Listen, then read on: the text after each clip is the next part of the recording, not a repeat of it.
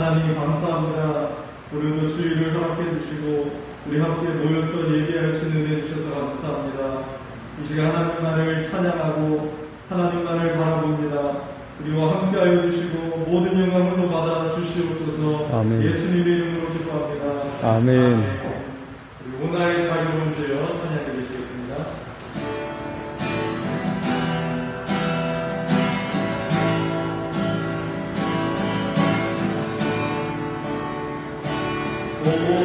나의 자비로운 주여, 나의 몸과 영혼을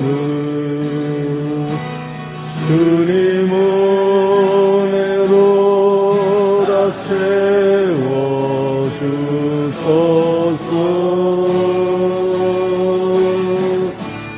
이 세상 괴로운 걱정 근심 주여 받아주시고 힘든 세상에서 인도하소서.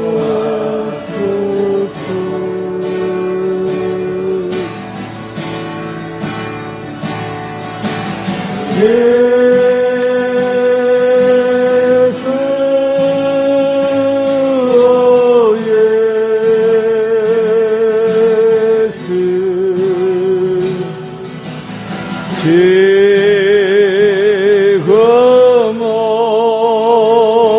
오셔서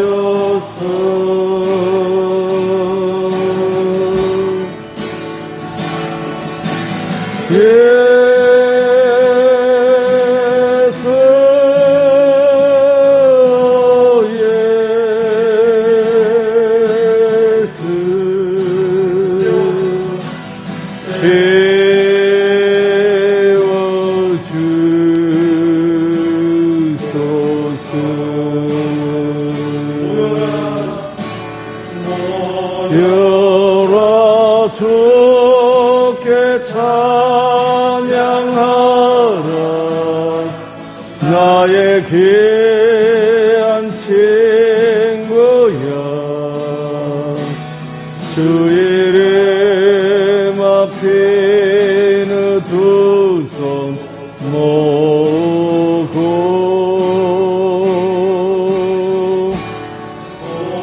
너의 슬픈 세상 너무 너의 쌓인 아픔은 십자가 앞에는 모두 버리고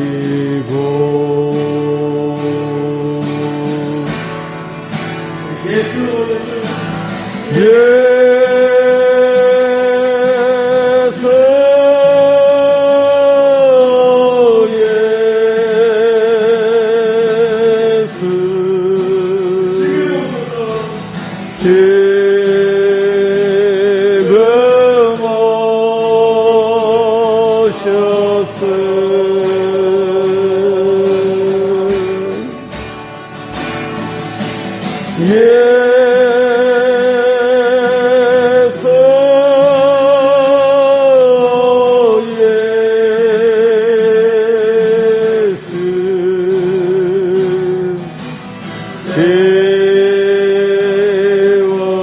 지금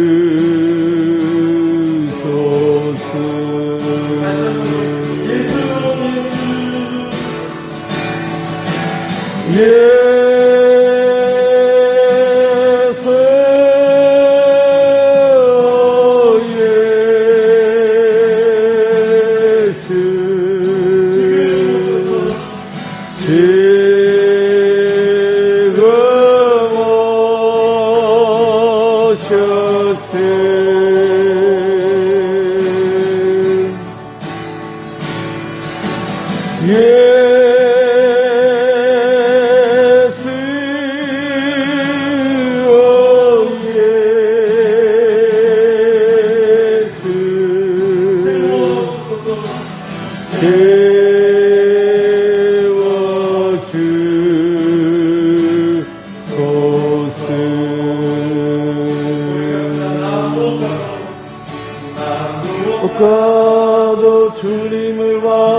바꾸지 않으리. 나는 어떤 은혜 구하지 않으리. 오직 주님만이 내 삶의 도움이시니 주의 얼굴 보기 원합니다. 나 무엇과도 주님을 바꾸지 않으리. 다른 어떤 은혜 구하지 않으리. 오직 주님만이 내 삶의 도움이시니 주의 얼굴 보기 원합니다. 주님 사랑해요. 온 마음과 정성 다해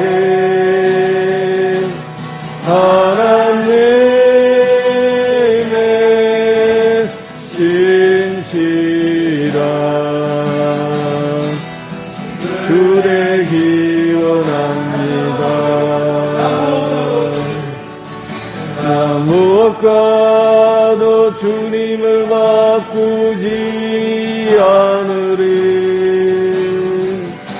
다른 어떤 은혜 구하지 않으리. 오직 주님만이 내 삶의 도움이시니 주의 얼굴 보기 원합니다. 주님 사랑해요.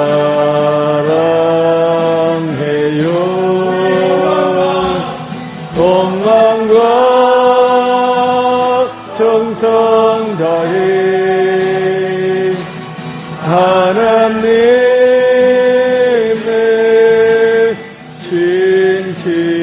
신실한 친구 되기 원합니다.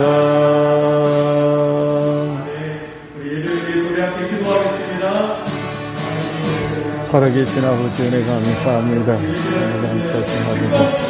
감사와 찬양과 존귀를 시간 하나님의 은혜 구하옵나이다. 우리 주님과 위해서 우리의 얼굴을 보시고 우리의 인자하신 주님과 충만한 사랑을 우리의 사랑을 주님을 사랑하는 마음을 얘기하는 영광과 영광을 다하여서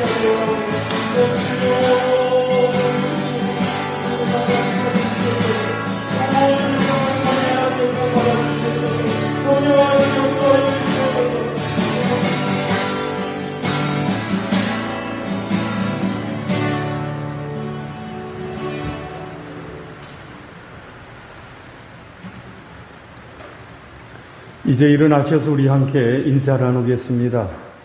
한 주 동안 주 안에서 평안하셨습니까?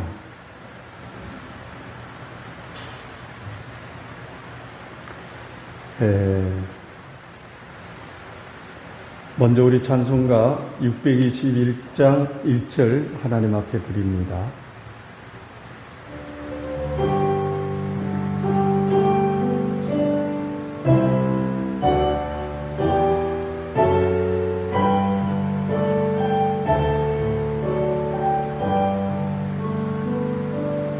찬양하라 내 영혼아,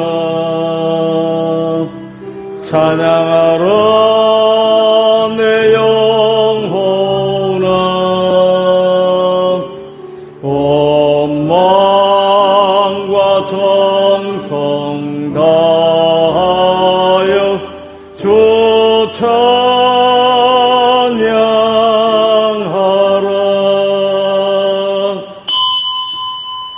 하나님은 영이시니 예비하는 자가 영과 진리로 예배할지니라. 아멘. 우리 찬송가 2장 하나님 앞에 드립니다.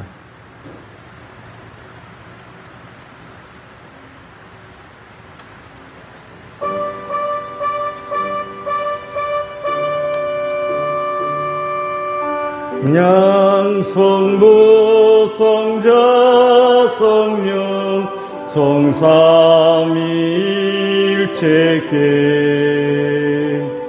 영원 무궁하기까지 영광을 돌리세 영광을 돌리세 아멘.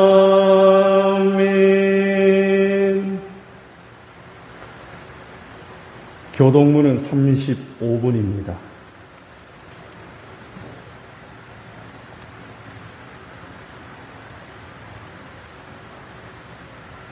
시편 84편 만군의 여호와여 주의 장막이 어찌 그리 사랑스러운지요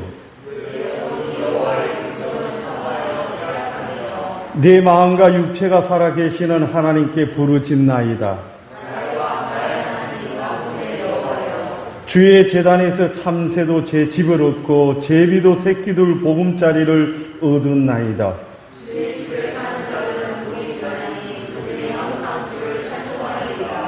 주께 힘을 얻고 그 마음에 시온의 대로가 있는 자는 복이 있나이다. 그곳에 많은 샘이 있을 것이며 이런 비가 복을 채워 주나이다. 악인의 장막에 사는 것보다 내 하나님의 성전 문지기로 있는 것이 좋사오니 만군의 여호와 주께 복이 있나이다. 아멘.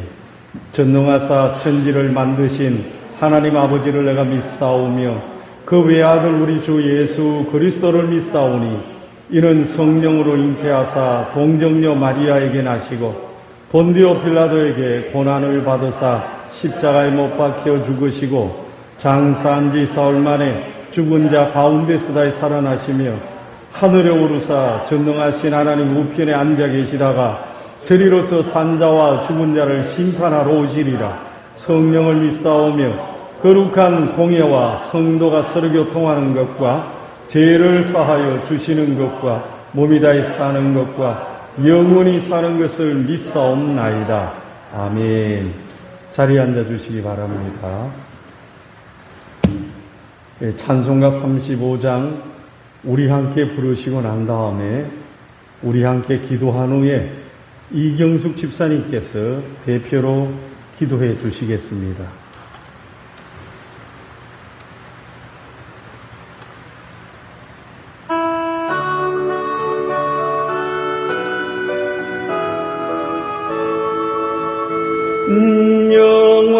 영화로신 주 이곳에 오셔서 이 모인 자들로 주 백성 삼으사 그 중에 항상 계시고 그 중에 항상 계시고 건 영광 나타내소서.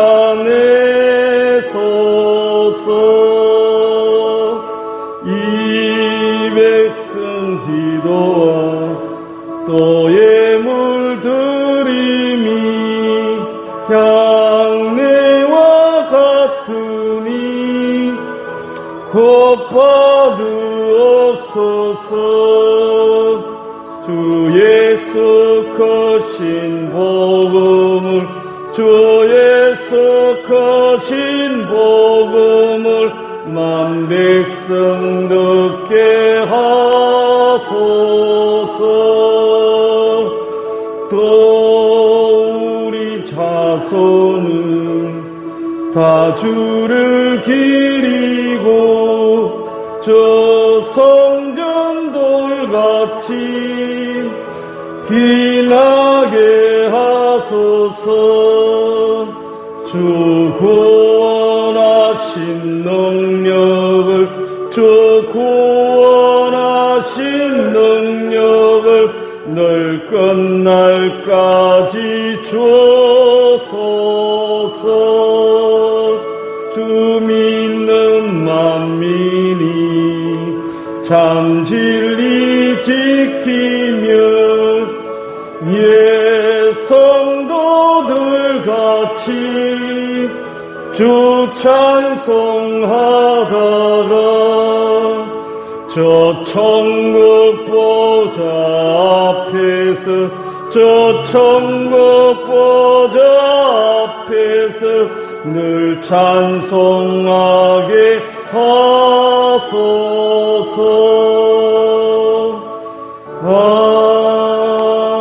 아멘.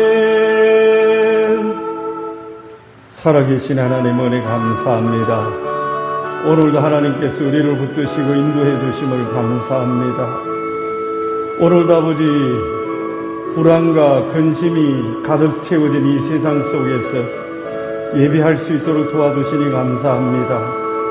오늘도 예배하는 사랑하는 주의 백성들을 붙들어 주시고 또 이 자리에 나오지 못한 영혼을 어디에 있든지 하나님을 찬송하고 예배할 때에 우리들의 근심과 걱정이 사라지고 하나님의 생기가 부어지는 놀라운 시간이 되게 하여 주옵소서.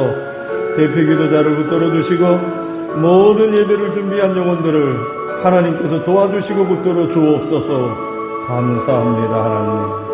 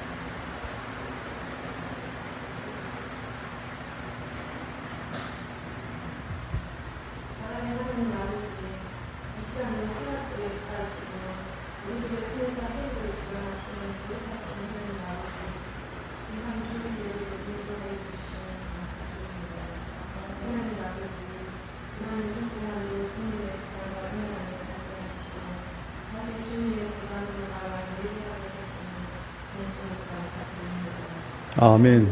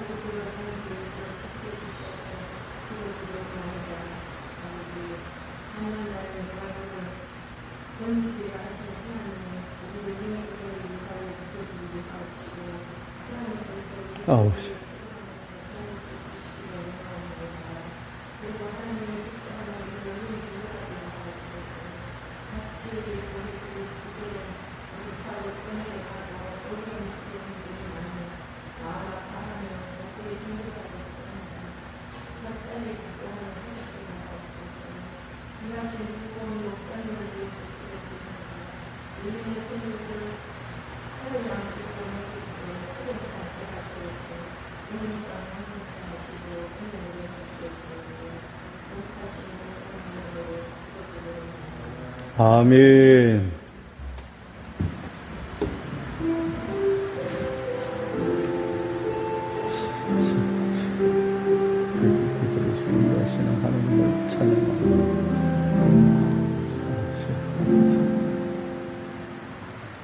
고맙습니다. 오늘 우리에게 주신 하나님 말씀 요한복음 4장 23절로 24절과 사무엘하 24장 18절로 25절 말씀입니다. 먼저 신약성경 요한복음 4장 23절로 24절 봉독해 드리겠습니다. 아버지께서 참되게 예배하는 자들은 영과 진리로 예배할 때가 오나니 곧 이때라. 아버지께서는 자기에게 이렇게 예배하는 자들을 찾으시느니라. 하나님은 영이시니 예배하는 자가 영과 진리로 예배할지니라. 아멘. 사무엘하 24장의 말씀입니다. 18절로 25절 말씀. 이날에 가시 다윗에게 이르러 그에게 아뢰되 올라가서 여부소 사람 아리우나의 타작마당에서 여호와를 위하여 제단을 쌓으소서 하매 다윗이 여호와께서 명령하신 바 가세 말대로 올라가니라. 아리우나가 바라보다가 왕과 그의 부하들이 자기를 향하여 건너옴을 보고 나가서 왕 앞에서 얼굴을 땅에 대고 절하며 이르되 어찌하여 내 주 왕께서 종에게 임하시나이까 하니 다윗이 이르되 내게서 타작마당을 사서 여호와께 제단을 쌓아 백성에게 내리는 재앙을 그치게 하려 함이라 하는지라. 아리우나가 다윗에게 아뢰되 원하건대 내 주 왕은 좋게 여기시는 대로 취하여 드리소서. 번제에 대하여는 소가 있고 뗄나무에 대하여는 마당질하는 도구와 소의 멍에가 있나이다. 왕이여 아라우나가 이것을 다 왕께 드리나이다 하고 또 왕께 아뢰되 왕의 하나님 여호와께서 왕을 기쁘게 받으시기를 원하나이다. 왕이 아라노에게 이르되 그렇지 아니하다. 내가 값을 주고 내게서 살이라. 값없이는 내 하나님 여호와께 번제를 드리지 아니하리라 하고 다윗이 은 50세겔로 타작마당과 소를 사고 그곳에서 여호와를 위하여 제단을 쌓고 번제 화목제를 드렸더니 이에 여호와께서 그 땅을 위한 기도를 들으심에 이스라엘에게 내리는 재앙이 그쳤더라. 아멘. 예, 오늘 소중하고 소중한 예배라는 제목으로 하나님 말씀 생각해 보고자 합니다.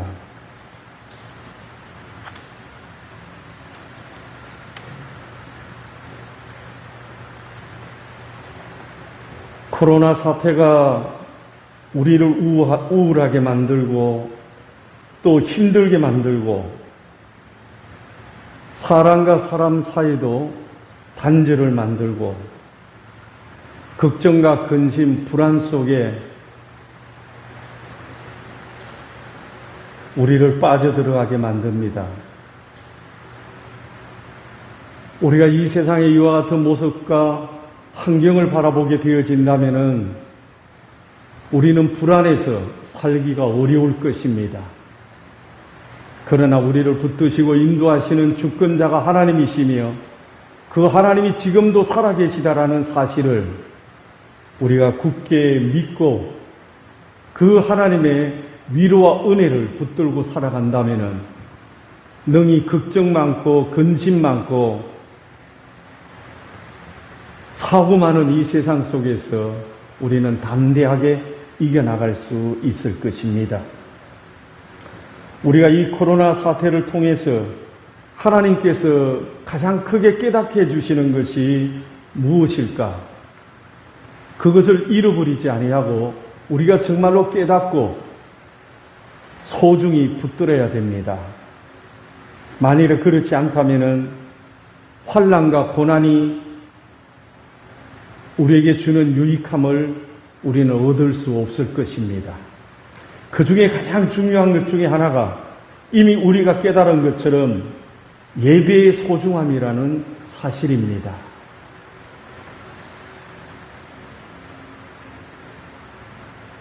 예배에는 예수의 피가 흐릅니다.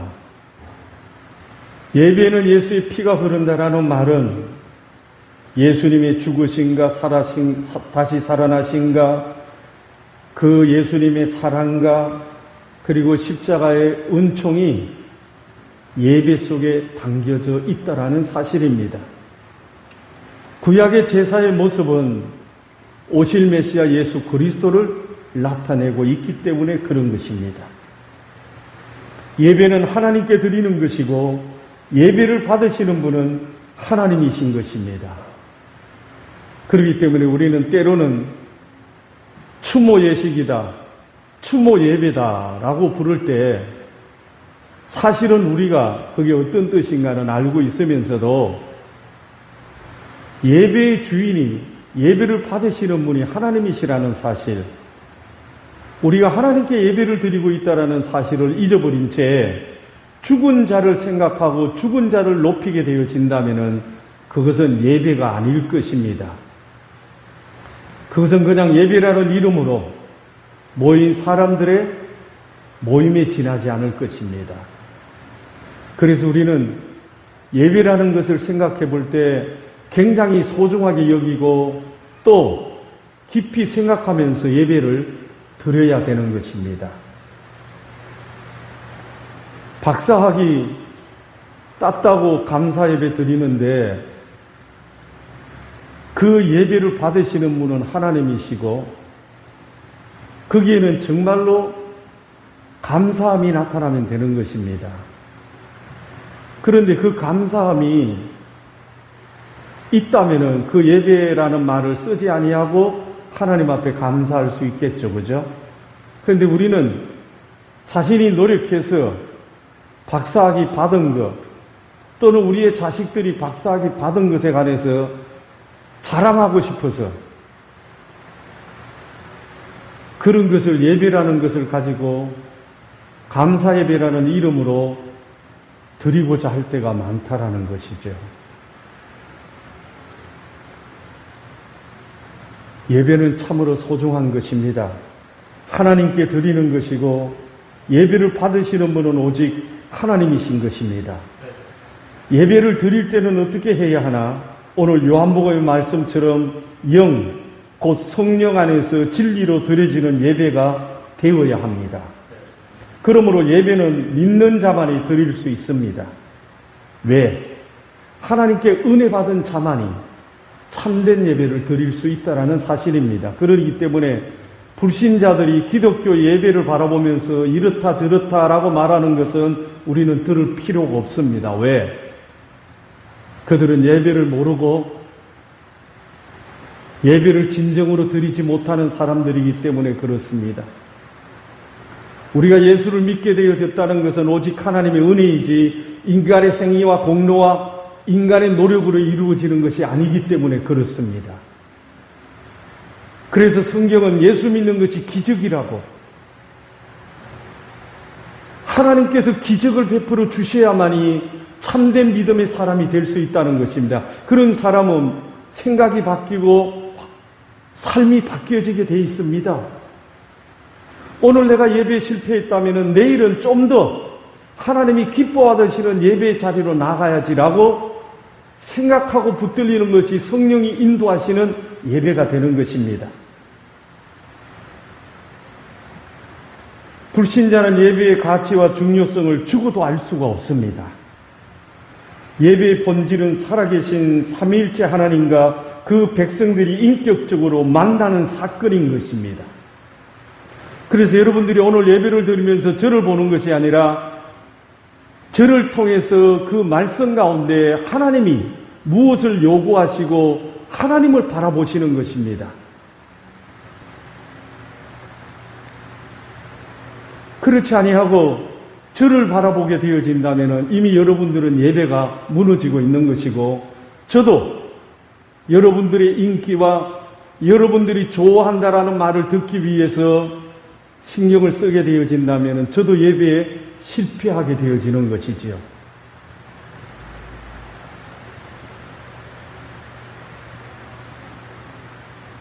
예배의 본질은 살아계신 삼위일체 하나님과 그 백성들이 인격적으로 만나는 것입니다.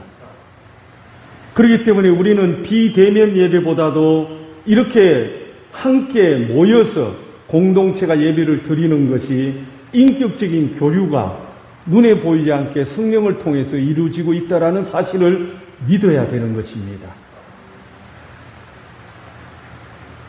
이 만남 속에서 하나님은 하나님의 백성들을 부르시고 그들의 마음을 만져주시고 또 그들을 만나주시고 그들을 새롭게 하시고 그들에게 하늘에 속한 신령한 복을 부어주시는 것입니다. 아멘. 동시에 하나님의 백성들은 정성과 예의를 다하여 삼위일체 하나님을 경배하고 찬양하고 감사하고 높이고 하나님의 존귀하심을 마음을 다하 인정하고 고백하는 것입니다.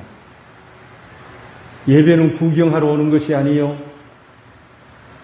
예배 속에서 하나님 앞에 앉아서 하나님의 말씀을 듣고 하나님의 말씀에 깨달음을 가지고 하나님을 바라보고 그때 내 마음속에 가지고 있는 것들이 때로는 용서함을 받고 때로는 위로함을 받고 하나님께서 어루만져 주시는 그 역사가 일어나게 해야 되는 것입니다.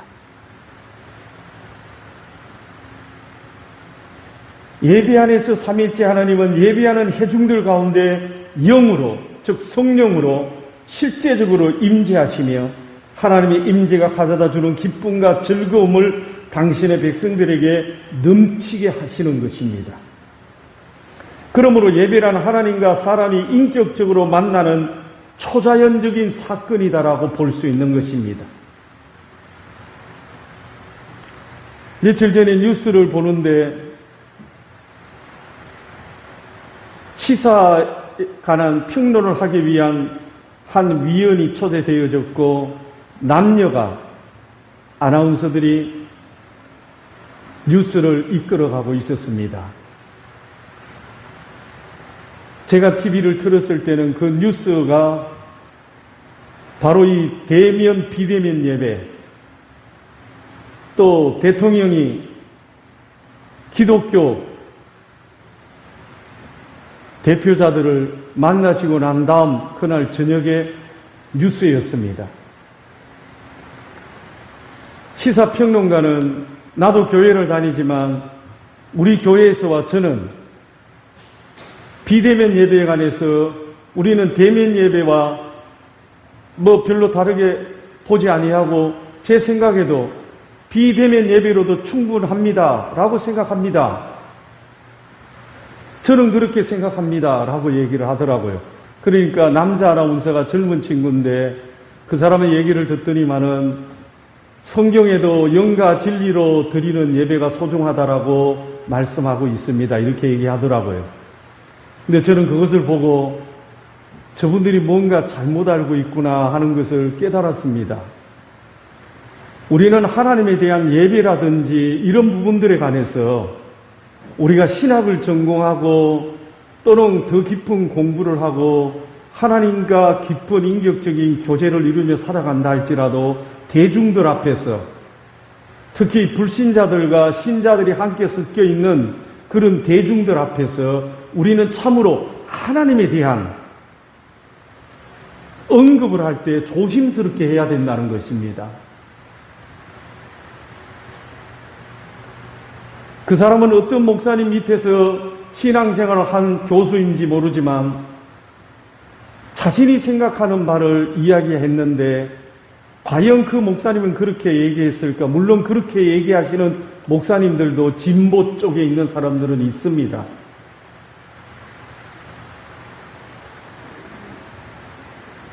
영과 진리로 드려지는 예배는 마음으로만 드려지는 예배인가?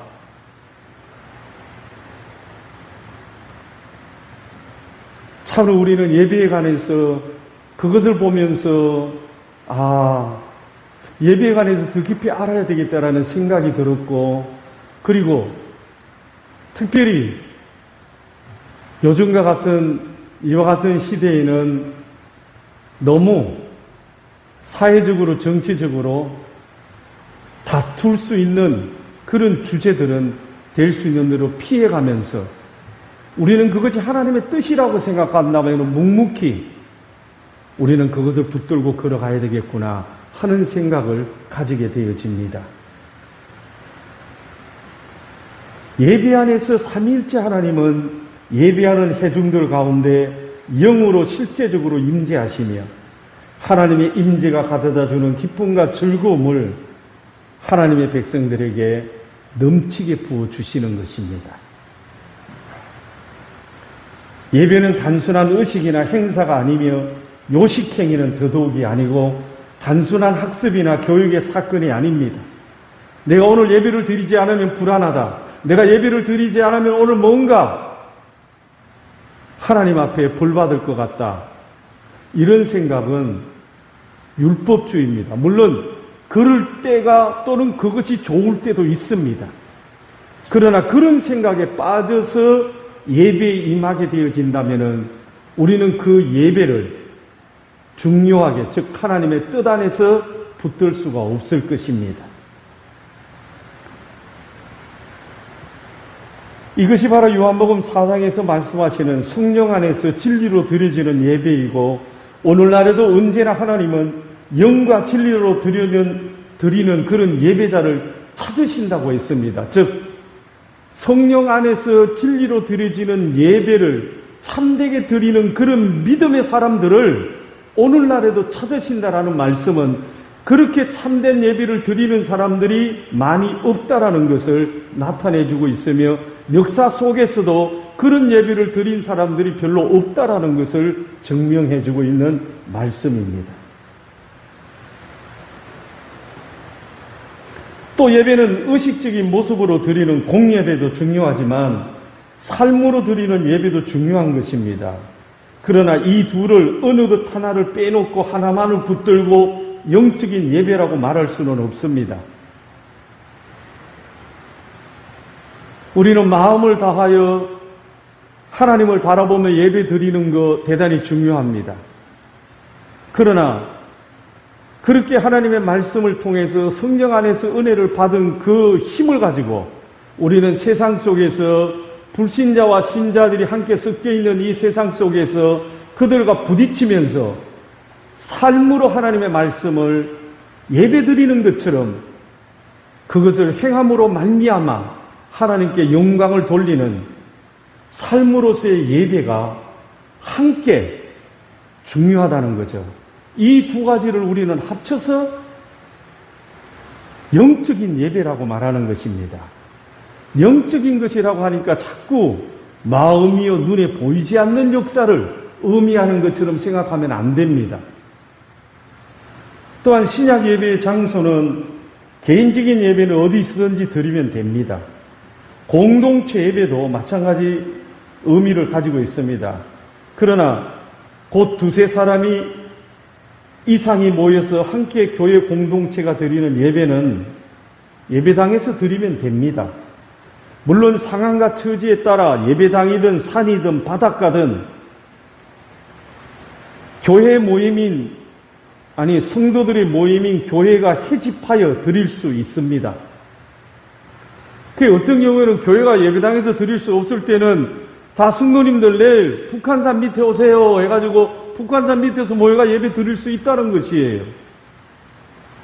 그러면 평생을 그 교회는 그러면은 주일마다 북한산으로 갔다가 삼각산으로 갔다가 한라산까지 갔다가 백두산까지 가서 예배 드릴 수는 없잖아요. 얼마나 많은 불편을 가지겠어요. 그러나 때로는 그렇게 할 수도 있다는 것입니다. 이제는 예루살렘 성전에서만 드릴 수 있는 것이 아니기 때문입니다. 물론 구약에서도 예루살렘 성전을 중심으로 하면서도 산에서 드렸던 산당 제사의 모습을 볼 수가 있습니다. 또한 바벨론 포로 이후에는 바벨론 강가에서 하나님 앞에 기도회를 하고 제사를 드리기도 했습니다. 예루살렘에 갈 수 없었기 때문에 회당이라는 것이 만들어져 그곳에서 말씀을 읽고 들으면서 또 다른 예배 형태가 나타났던 것입니다. 그것은 예수님께서 이 땅에 오셨을 때까지 계속되었던 것입니다. 그러나 교회사적으로 볼 때 또 현 시대의 교회의 실효성과 편의성을 볼 때 공동체 예배의 대부분이 예배당을 중심으로 성도들이 정규적으로 모여서 하나님께 예배를 드리고 은혜를 받고 나눔이 흩어지는 삶을 통해 삶의 생활의 예배들이 이루어져 왔던 것입니다. 이스라엘 백성들은 하나님께 불순종했을 때 하나님께서 전쟁을 통해서 그들을 치셨고 다른 나라의 포로가 되도록 하시기도 하셨습니다. 그럴 때 그들은 하나님께 예배를 드릴 수가 없었습니다. 그들은 이렇게 예배를 잃어버리고 난 다음에 예배가 얼마나 소중한 것인가를 눈물 흘리며 깨닫게 되어졌던 것이지요. 우리나라도 6.25 전쟁이 일어나서 피난 가느라 정신이 없을 때는 예배를 드릴 수가 없었습니다. 그런 가운데 예배당을 지키고 하나님께 기도하고 예배하던 목사님들과 성도들이 있었습니다. 그들은 순교를 당하기도 했습니다. 지금도 영락교회 본당 올라가는 계단 옆에는 영락교회 최초의 순교자 45세였으며 총을 든 공산당이 물었을 때 나는 이 교회 장로다 라고 당당하게 말한 김흥락 장로의 순교비가 있습니다. 그 영락교회 바로 옆에가 중부경찰서예요. 교회를 지키고 교회가 포탄이나 이런 부분에 가서 어떻게 손상을 당했을까? 이 어려움 속에 내가 교회를 지키고 교회에서 기도하면서 지켜야지 라고 교회에 나왔던 이 김흥락 장로. 그 중부경찰서가 바로 공산당 북한군이 들어와가지고 그 중부경찰서를 접수해가지고 거기에 묵고 있었어요. 지휘본부가 거기 있었어요. 바로 옆에 있는 영락교회 이 김흥락 씨 붙들려 가가지고 너는 누구냐라고 물었을 때 나는 이 교회 장로다. 공산당들이 종교는 아편이라고 하기 때문에 특별히 기독교를 싫어하잖아요. 기독교인들은 총살시킨다라는 사실을 알면서도 나는 이 교회 장로다라고 45살의 젊은 장로가 당당하게 고백했다라는 사실입니다. 그래서 결국 그는 그 옆에 있는 중부경찰서로 끌려가서 총살당하고 말았습니다.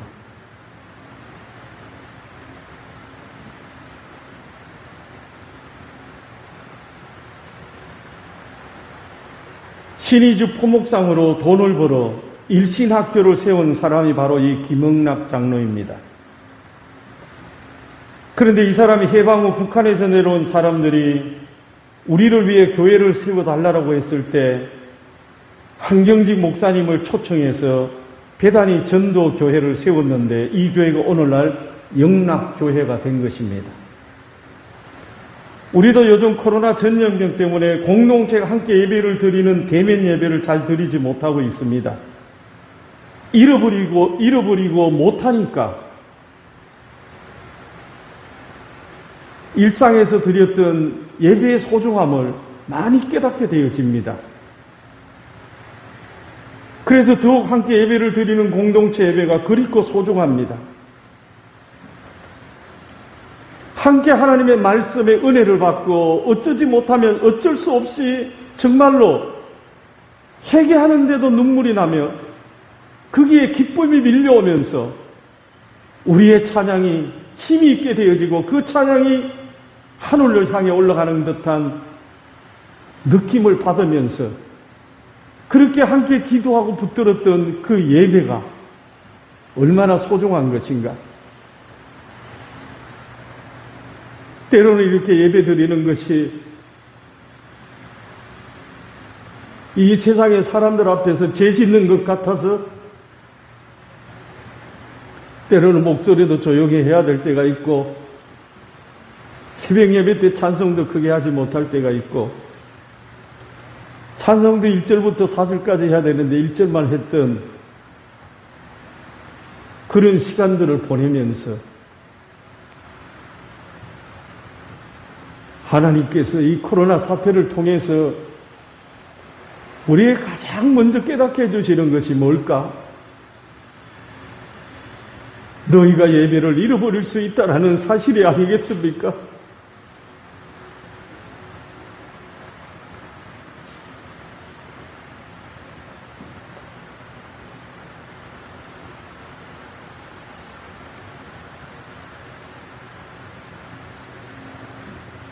요즘은 정말로 적대적인 감정을 가지고 상대방을 자신의 생각과 다르다라고 매장하고 공격하고 죽이려고 하는 사람들이 너무 많습니다.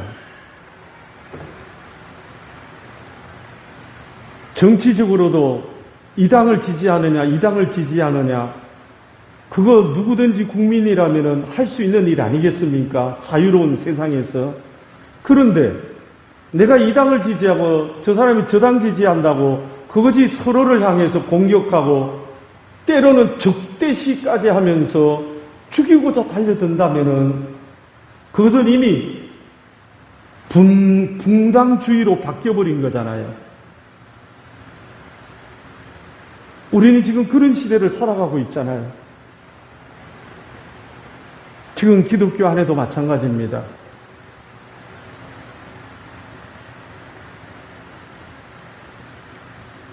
그런 사람들이 이 김흥락 장로를 보면은 이렇게 생각할지도 몰라요. 예배당의 중요성이 구약성전의 예배당이 구약성전의 성전도 아닌데 뭐 교회를 지키고 그런 것 때문에 순교라고 하느냐, 이렇게 함부로 그들의 죽음에 관해서 공격하는 사람들이 있단 말입니다. 오늘날의 예배당이 구약의 성전도 아닌데 뭘 그렇게 소중하게 여기며 그것을 지키고 붙들고 하다가 죽는 것을 가지고 순교라고 말할 수 있겠는가?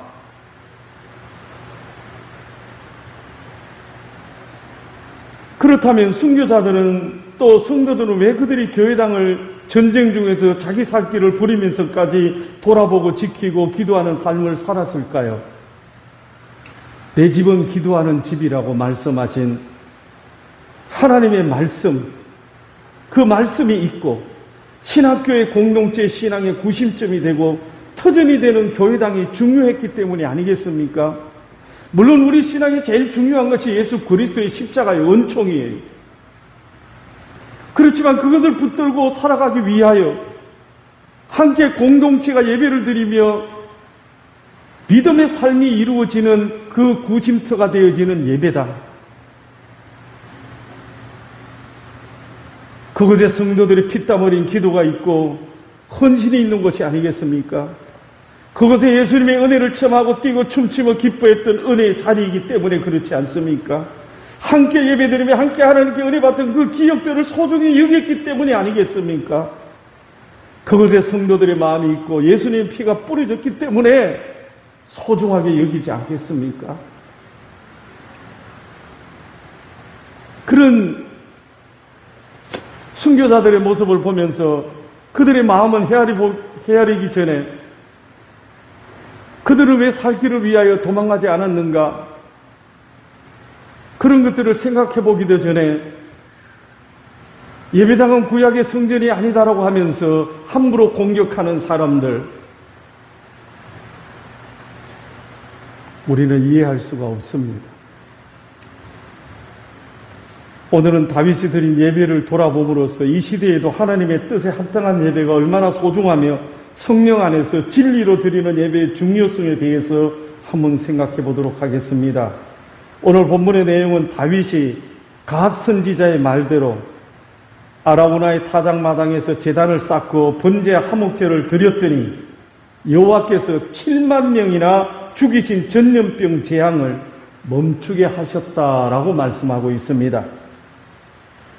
그 번제 화목제는 아직도 전염병이 계속되는 상황 속에 이루어진 제사였습니다. 그러나 우리가 이 사건을 제대로 알기 위해서는 먼저 하나님께서 왜 7만 명이나 전염병으로 죽게 하셨는지를 알아야 합니다. 다윗이 처음에는 남쪽 유다의 지지만을 받다가 점점 주변의 적들과 전쟁을 하며 영토를 넓히더니 7년 만에 이스라엘 역사상 처음으로 통일왕국을 이루고 국내외적으로 안정을 누리게 되었습니다. 모든 것이 하나님의 은혜였습니다. 그래서 다윗은 사무엘하 22장 2절로 3절에 보면 이렇게 고백을 합니다.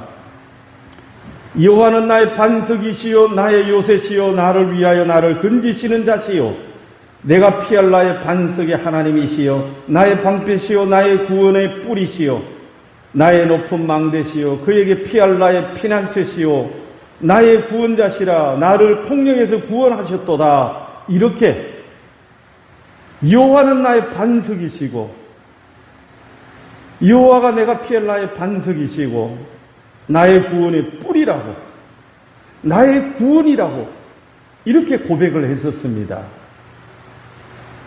이렇게 고백했던 다윗이 그의 통치 말년에 갑자기 요압 장군에게 인구를 조사하라고 명령을 내립니다. 다윗이 인구 조사를 하게 된 것은 겉으로 보면은 백성의 수가 얼마나 되는가 하는 것을 측량하기 위한 것이었습니다. 그렇지만 실상은 군대로 동원할 수 있는 자원이 얼마나 되는가를 조사하기 위한 것입니다. 요압 장군은 다윗의 명령을 따라 9개월 20일 만에 인구 조사를 하고 보고합니다. 이스라엘에서 칼을 빼는 자가 80만 명이고 유다에서는 50만 명입니다. 다윗이 왕이 되기 전 사울 왕에게 계속 쫓겨다녔을 때는 그의 가족들과 환난 당한 자들, 마음에 원통하는 자들이 다윗을 찾아와가지고 한 무리를 이루었습니다. 그들이 한 400명 정도가 되었습니다. 이 400명이 조금 더 지나면 600명이 되어집니다. 이 400에서 600명이 사실은 다윗 왕국의 모체가 되어지는 것입니다. 다윗은 이처럼 소수의 사회 불만자들로 구성되어진 400에서 600명의 그것도 젊은이들을 중심으로 한 이런 사람들을 데리고 다니면서 그는 사울왕의 쫓김을 당하면서 지내 다녔습니다.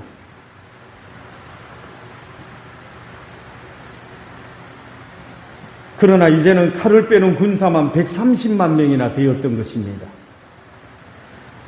그는 이제 쫓기면서 소수의 사람들에게만 지지를 받는 존재가 아니라 이스라엘의 왕으로서 130만의 대군을 거느린 왕이 된 것입니다. 그런데 하나님께서는 이 일을 매우 좋지 않게 보셨습니다. 하나님은 우리의 겉모습만 보시는 분이 아닙니다. 마음속까지도 꿰뚫어 보시는 분이시기 때문에 다윗이 인구조사를 한 그 직접적인 동기는 무엇일까 하는 것까지 하나님은 아셨던 것입니다. 그래서 좋지 않게 보셨습니다. 그래서 갓 선지자를 다윗에게 보내서 세 가지 재앙, 즉 7년 기근이냐, 석 달 동안 원수에게 쫓겨 도망할 것이냐, 사흘 동안 전염병이 있을 것이냐, 이 세 가지 중에서 선택하라고 했습니다. 다윗은 여호와의 손에 빠지고 사람의 손에 빠지지 않기를 원한다고 하면서 세 번째 재앙, 즉 사흘 동안 이스라엘에 전염병을 내려달라고 그것을 선택했습니다. 다윗이 세 가지 재앙 중에서 전염병을 선택한 것은 전염병을 하나님께서 직접 내리시는 형벌로 생각하고 있었기 때문입니다. 그 결과 이스라엘 백성들 가운데 전염병으로 죽은 자가 3일 만에 자그마치 7만 명이나 되었습니다. 우리는 2월 달부터만 따진다고 하더라도 2, 3, 4, 5, 6, 7, 8, 9 그러니까 지금 8개월 만에 우리는 약 300명이 죽었어요. 코로나 때문에. 그런데 이 다윗이 인구조사를 한 죄 때문에 3일 동안에 7만 명이 죽어 넘어간 것입니다. 당시 여러분, 지금만큼 인구가 많지 않았던 시절에 3일 동안에 7만 명이 전염병으로 죽어 넘어갔다면은 이게 뭐 상상할 수 없는 큰 재앙 아니겠습니까?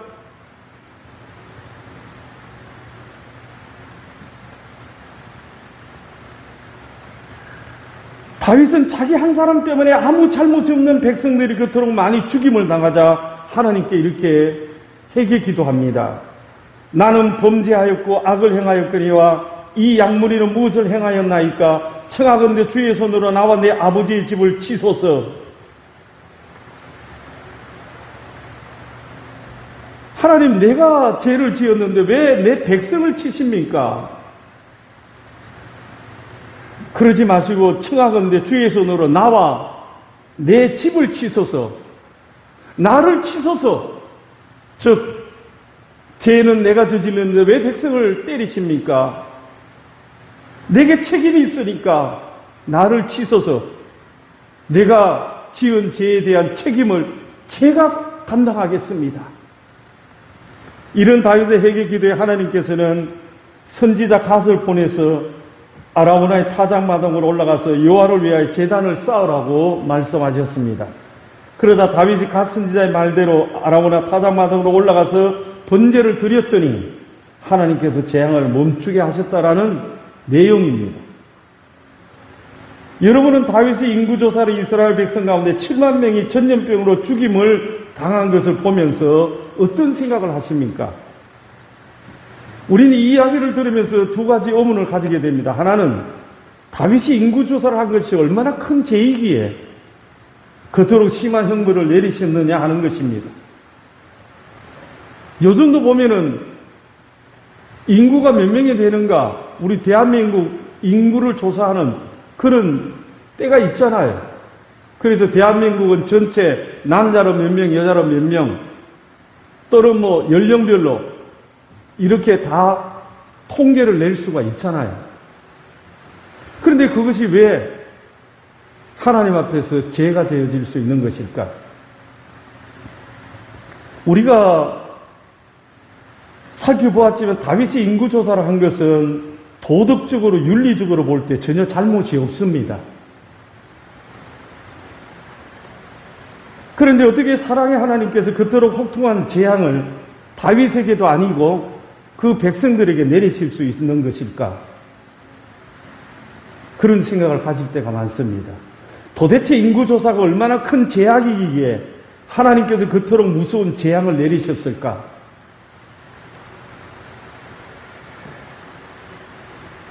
그런데 다윗은 이 인구조사를 통해서 그냥 단순히 백성들의 수를 통계를 내고 싶었고, 그 다음에 그 중에서 군대, 칼을 빼들 수 있는 자,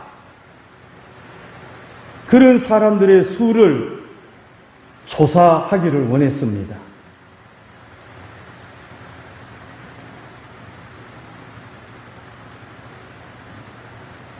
그냥 백성들의 수를 궁금해서 조사한 것이 아니라 그 백성들 가운데 전쟁을 치를 수 있는 군인이 몇 명이나 되느냐? 130만 명이다.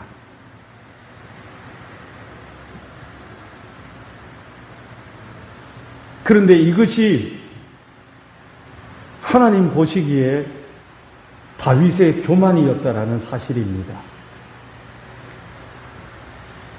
우리는 그것을 어디에서 볼 수 있는가 하면은 사무엘하 24장 3절, 오늘 본문의 앞부분 3절에 보면은 이런 말씀이 나옵니다. 이거는 요압 장군이 인구조사를 해라라는 다윗의 명령을 받자마자 다윗 왕에게 한 충언입니다. 충성스러운 말입니다.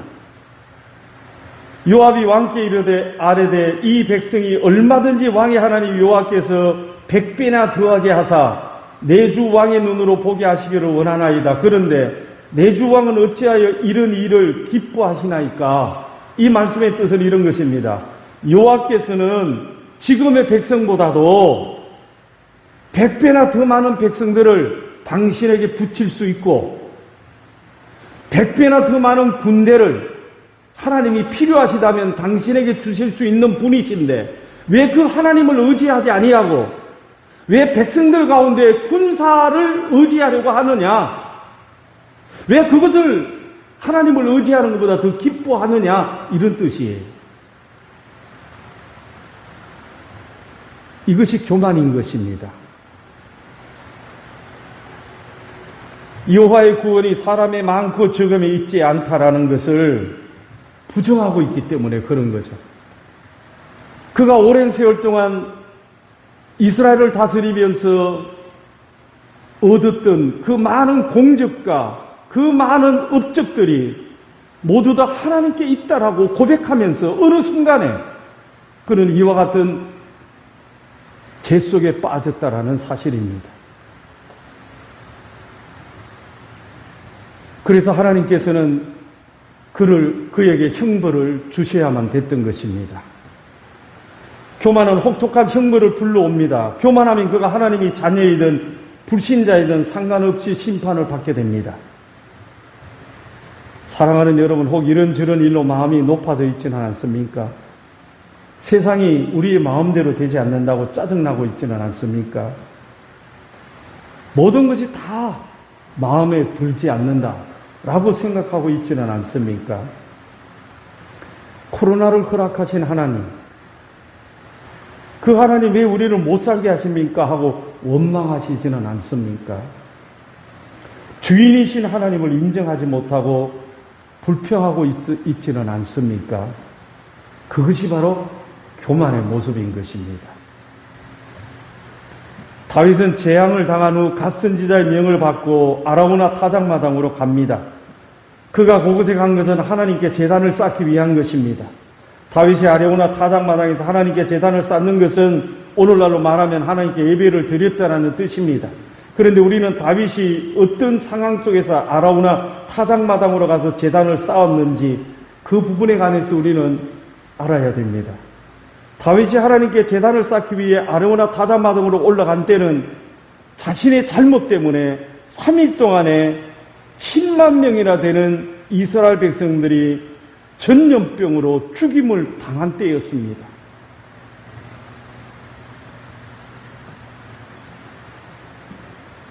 여러분 혹시 옛날에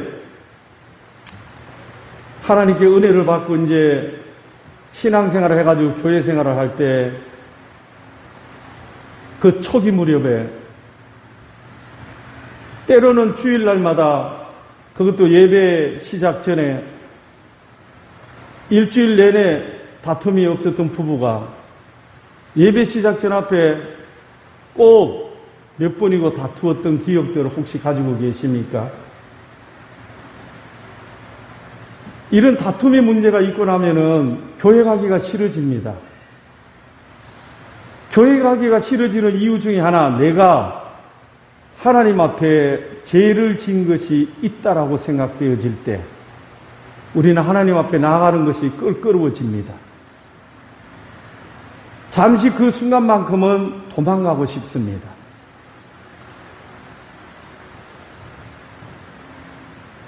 내가 너무 잘 나갈 때, 그래서 하나님을 잊고 내가 너무 바빠가지고 교회 못 나올 때도 그의 마음은 교만해져 있기 때문에 그렇습니다. 다윗은 지금 자기 때문에 백성 7만 명이 3일 동안에 죽어 넘어가는 모습을 보고 얼마나 가슴 아프겠습니까? 그것도 자기 죄 때문에 이와 같은 일들이 일어났다라는 그 아픔이 그를 얼마나 억눌렀겠습니까? 다윗은 그토록 절망적인 상황에 처해 있어도 하나님께 나아가 예배를 드리지 않을 수가 없었습니다. 그렇습니다. 우리가 평소에는 예배를 잘 드려야지만 어려운 상황에서는 더욱더 예배를 잘 드려야 합니다.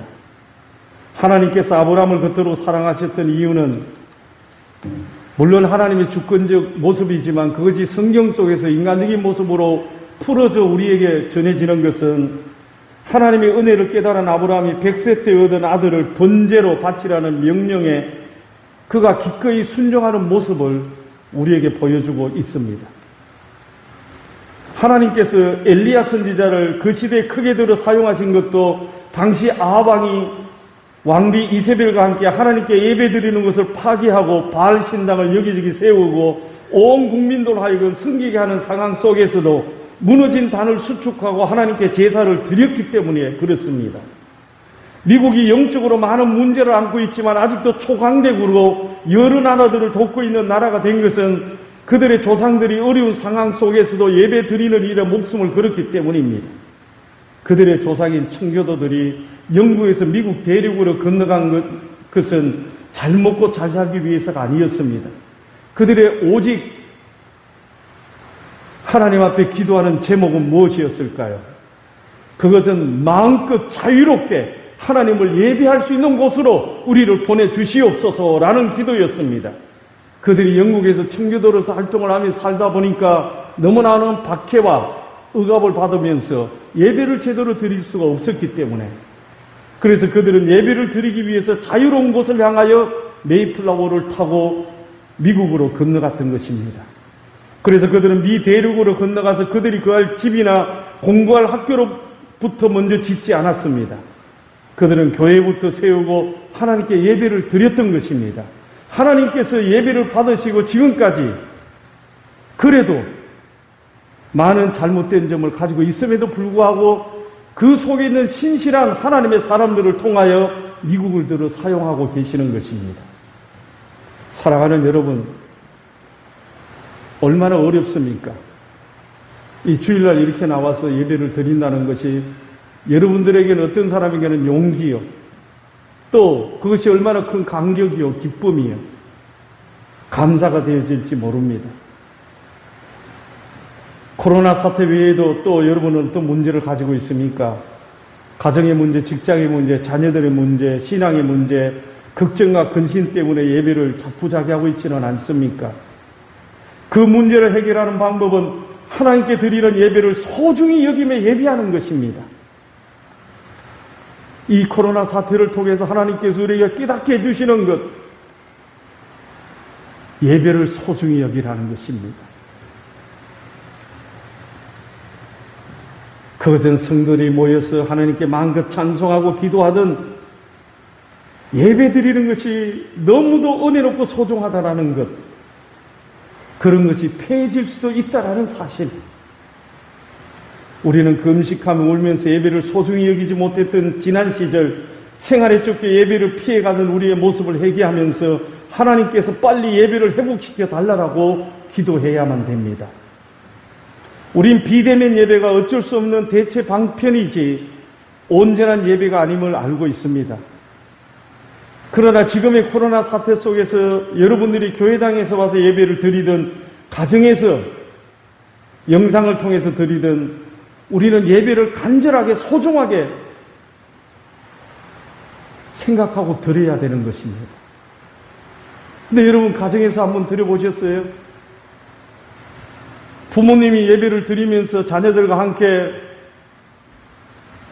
비대면 예배, 영상 예배를 드린다 할지라도 얘들아 전부 다 모여라.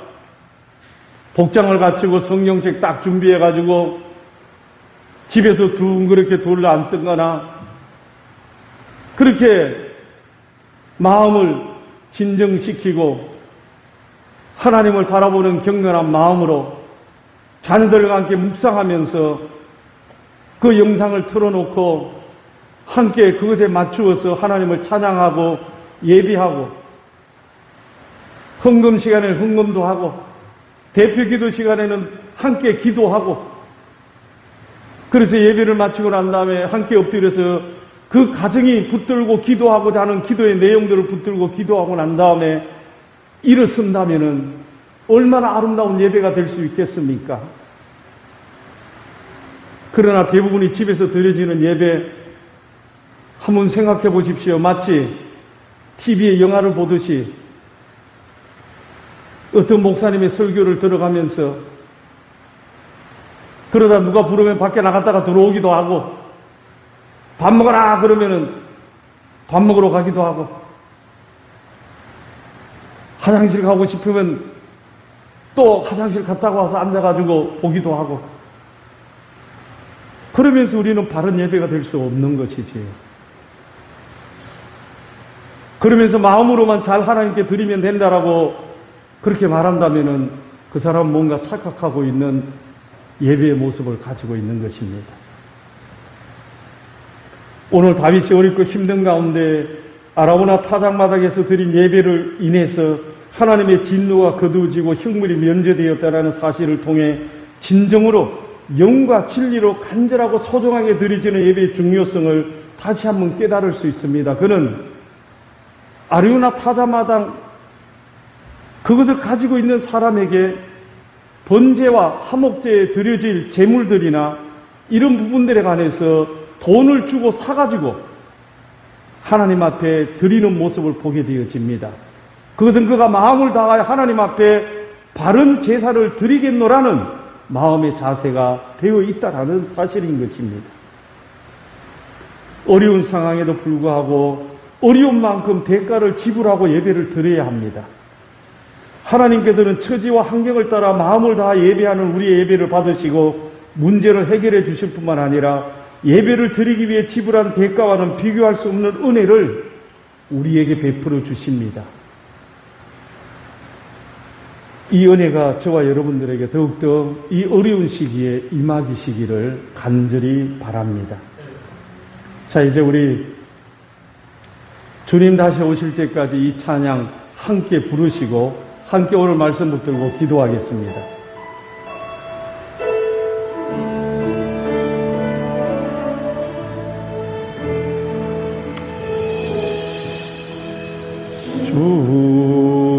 다시 오실 때까지 나는 이 길을 가리라.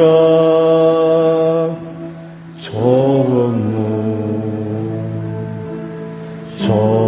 길 나의 십자가 지고 나의 가는 이 길 끝에서 나는 주님을 보리라. 영광의 내 주님 나를 맞아주시니. 아멘. 주님 다시 오실 때까지 나는 일어나 달려가리라. 주의 영광 온 땅 덮을 때 나는 일어나 노래하리. 내 사모하는 주님 온 세상 거저시라네. 내 사모하는 주님 영광의 왕이시라. 우리 함께 기도하겠습니다. 살아계신 아버지 하나님 은혜 감사합니다. 이 코로나 사태 속에 근심과 걱정 많습니다. 그러나 내 생명의 주인이신 하나님, 우리가 하나님을 믿는다고 하면서 하나님을 시험하지 않는 우리들이 되게 하여 주시사 코로나 사태 앞에서 예방수칙을 철저히 지키고 우리 자신을 지켜나가는 아름다운 역사가 있게 하여 주시옵소서. 그런 아버지 그와 같은 상황 속에서 우리가 예배당에 나가서 예배를 드리든 나가서 드리지 못하던 아버지 어떠한 처지와 환경이 주어지더라도 하나님 앞에 간절한 마음으로 성령 안에서 진리로 드려지는 예배가 소중한 것임을 더욱더 깊이 깨닫고 그 하나님을 높이며 그 하나님을 존귀히 여기며 그 하나님의 말씀 앞에 서서 걸어갈 수 있도록 하나님 우리를 도와주시고 붙들어 주시옵소서. 우리가 아버지 예배를 드리기 위해서 우리가 하나님 앞에 아버지 하나님이여 어떠한 대가를 치르면서 그 예배를 소중히 여기며 드린다 할지라도 하나님 우리의 모든 것을 아시는 주님이시라. 우리에게 더욱더 응답하시고 붙들어 주신 줄 믿사오니 주여, 이 코로나 사태를 통해서 우리에게 깨닫게 해주시는 것들이 다 이루어진다면 하나님이시여 이제 하늘문을 열어주시어 코로나가 물러가게 하옵시고 하나님의 백성들이 하나님의 아름다운 예배를 드릴 수 있도록 주여 도와주시고 붙들어 주시옵소서. 살아계신 하나님을 믿습니다. 할렐루야. 살아계신 하나님 은혜 감사합니다. 오늘 예배의 소중함을 깨닫게 하시고 붙들게 하시니 감사합니다. 사랑하는 주의 백성들이 오늘날과 같은 사태 속에 어떠한 곳에서 예배를 드리지 예배를 포기하지 않도록 도와주시고 예배를 함부로 드리지 않도록 도와주시고 예배를 아름답게 드리게 하여 주시고 성령 안에서 진리로 드려지는 예배, 성령의 인도하심을 받는 예배 되게 하여 주시옵소서. 오늘도 그 하나님의 은혜에 감사하여서 하나님 앞에 우리의 몸과 마음과 뜻과 정성을 드립니다. 주여 받으시옵시고 사랑하는 주의 백성들에게 주 안에서 걱정과 근심을 뛰어넘는 하나님의 사랑과 평안과 다시 살아남의 역사가 체험되어지는 아름다운 삶이 되게 하여 주시옵소서. 감사드리며 예수님 이름으로 봉헌 기도 드리옵나이다. 아멘.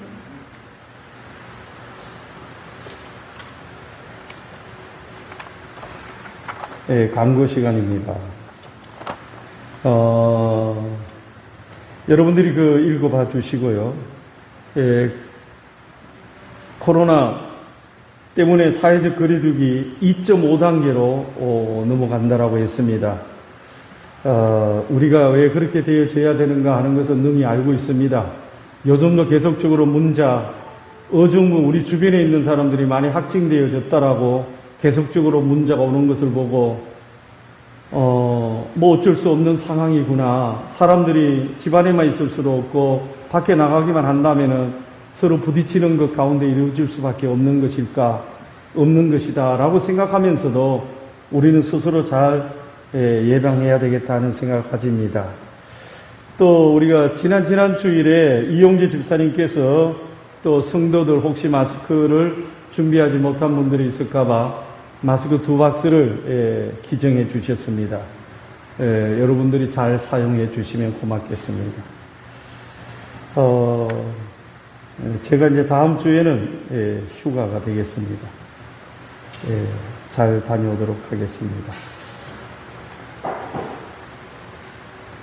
다른 강구 말씀 없으시면은 우리 일어나셔서 635장 드리시고 마치도록 하겠습니다.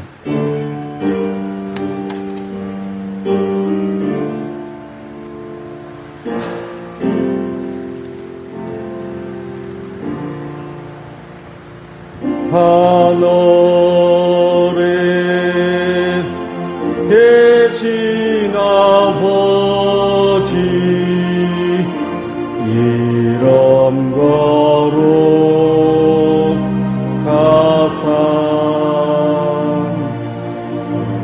주님 나라 임하시고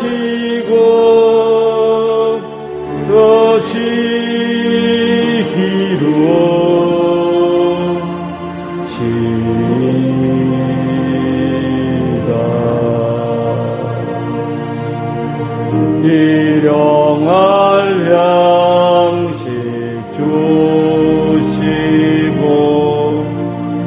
우리들의 큰 죄 다 용서하시고 또 시험에 들게 마시고 악에서 구원하소서. 되게 주의 나라 주의 권세 주의 영광 영원히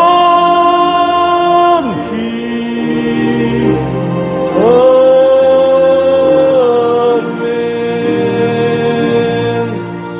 지금은 우리 주님 예수 그리스도의 은혜와 하나님 아버지의 크신 사랑하신가 성령님의 교통위로 충만하신 은혜가 오늘도 다윗처럼 예배의 한 번으로 하나님의 은혜를 다시 회복하고 그가 돌이켜 주님의 뜻을 드렸을 때에